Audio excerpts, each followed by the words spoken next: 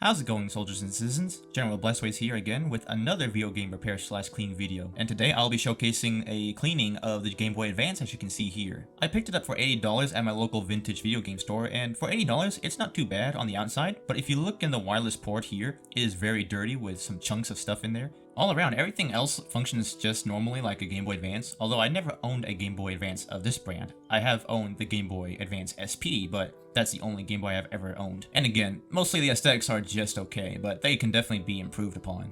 That is why I'll be showing you my process of cleaning this Game Boy Advance. So with that out of the way, I'll be showing you the tools that I have used to clean and test this Game Boy here. And be sure to like and hit that subscribe button, and let's get into this video. So the first obvious thing to do is to remove this price tag, which was a little bit difficult to remove, but I eventually got it off and it didn't leave any residue behind, so that is a good thing. Also, if there are some sticky residue left behind, you can either use the sticky paper that I used to absorb the residue, or you can just rub it off with some rubbing alcohol on a Q-tip.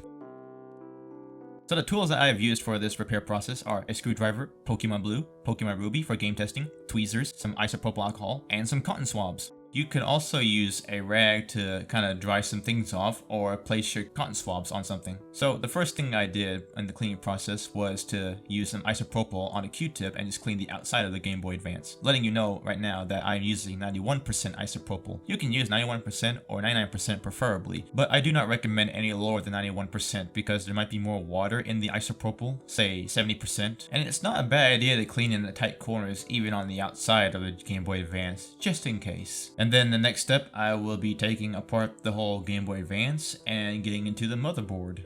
And it's always a good idea to sort your screws where they're next to each other and not just all over the place. So if you have this iFixit screwdriver kit, then it'll be a lot easier to do that. And just a quick thing, the back cover of the Game Boy Advance, it said it was made in Taiwan, and I just thought I'll just keep that sticker because I think that this is a third-party back cover.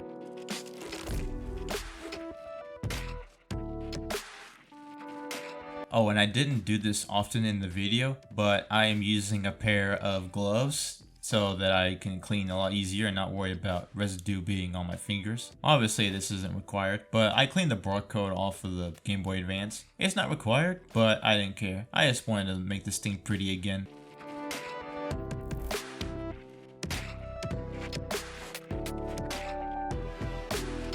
Taking apart the Game Boy Advance was pretty difficult because they were held down by the battery components, but with some patience and strength, it easily came off. Oh, and for some reason, there was some tape around the bottom of the Game Boy Advance. Not exactly sure why, because this looked pretty stable being held down by the screws, but I'm sure it was just in case. And I'm just making sure I take apart every single thing before I actually clean this thing.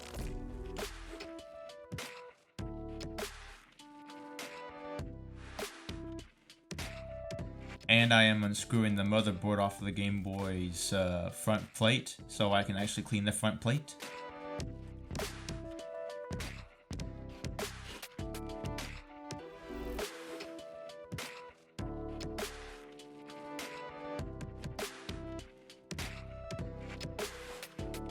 Also, be careful, don't just pull the motherboard out right away because it is tied to a ribbon cable that the screen is attached to. So just unlatch the ribbon cable and then you can pull the motherboard out. I thought I could dump everything out, but I just need to pull some things off before I can finally get to removing the final piece of the faceplate. Actually removing the screen off of the faceplate. So I use tweezers to kind of gently remove the screen off of it because it's actually stuck to it. So if you're removing the screen, just be careful not to yank it out. And the sort of sticky barrier around the screen kind of bent around, so kind of straightening out a little bit will help.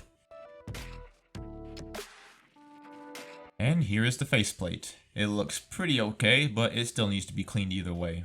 There's not a lot of grime or anything, except one little speck of it in the speaker component.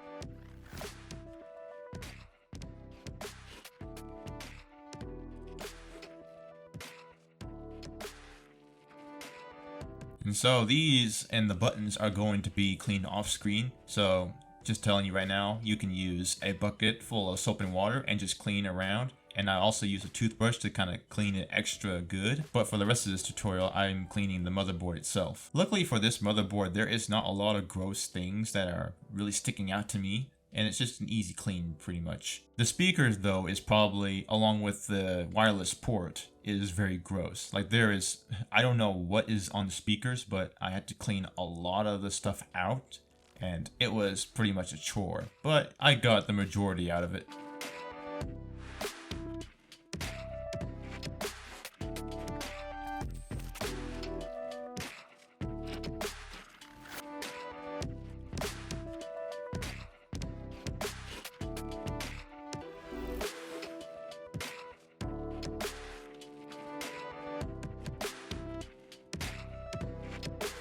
Remember when I said that there were webs in the screw holes and the GBA slot? I was thinking that there was going to be a dead bug somewhere, and here it is. Gross. This was probably the most painful part of the cleaning process. Cleaning the wireless connecting port. Like seriously, it was too painful to even dig in there with a Q-tip. I had to do so many different things just to get it clean. It was not fun at all. So I went back and forth with a cotton swab with isopropyl and some tweezers just to clean the inside of it. But eventually I managed to clean it. And in the wireless connecting port, you can see that there's a big difference between it being dirty and it being clean again. And this was a big difference in the cleaning process. And I was very glad that it came out very clean. This was after I cleaned the buttons and the shell in the soap and water, so I think I was cleaning the residue off of the tape, or I could be cleaning just other things off of it. So it's a good idea to still clean it with isopropyl even after using soap and water.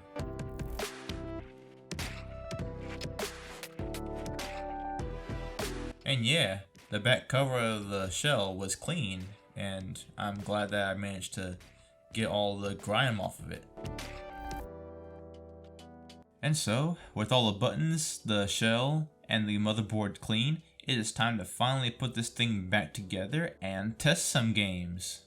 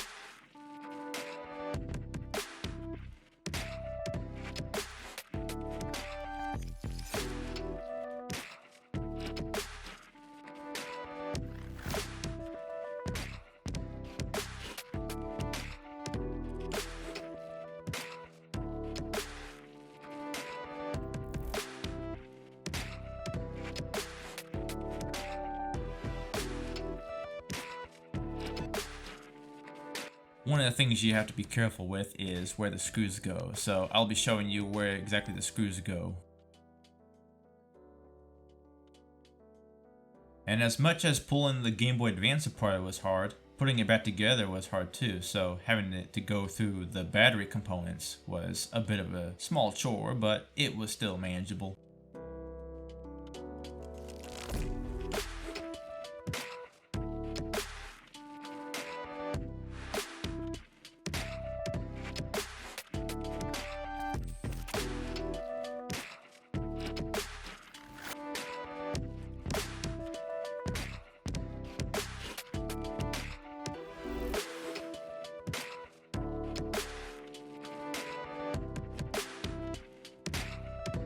And the Game Boy Advance was finally put back together.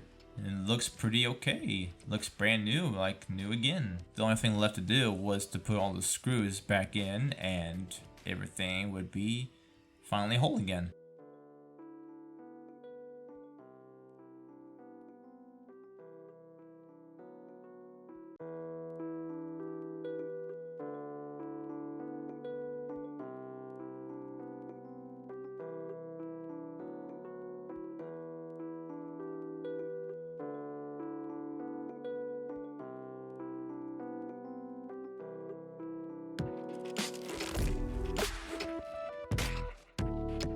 One of the things I do not like about the Game Boy Advance, this model in particular, is the use of AA's instead of rechargeable batteries. But you can always use a rechargeable AA in the event that you want something rechargeable.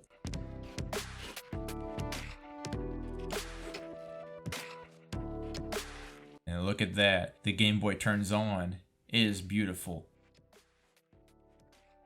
And I'll be using the first game to test it on, my Pokemon Ruby, which I replaced the battery with. And I will show you that it'll give me no dialog box of any internal batteries running dry.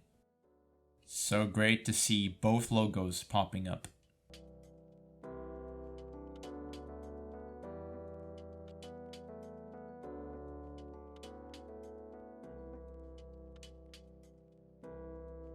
And I was trying to get the camera to focus, so I apologize for the bit of focus issues.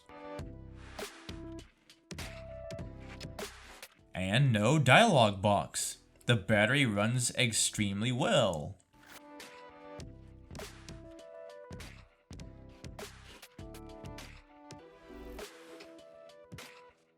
And now I will finally test it on a game that I recently got on eBay, Pokemon Blue. And just like Ruby, it has a new battery. So we will see if the save file that I showed you in my previous video will carry over to the Game Boy Advance itself, and not just some software on the PC. Also, the reason I shook there was because I did not know at first that it would work, because I thought the Game Boy Advance would just read Game Boy Color and Game Boy Advance. But it turns out the system itself, it was backwards compatible to all systems. So that's really cool.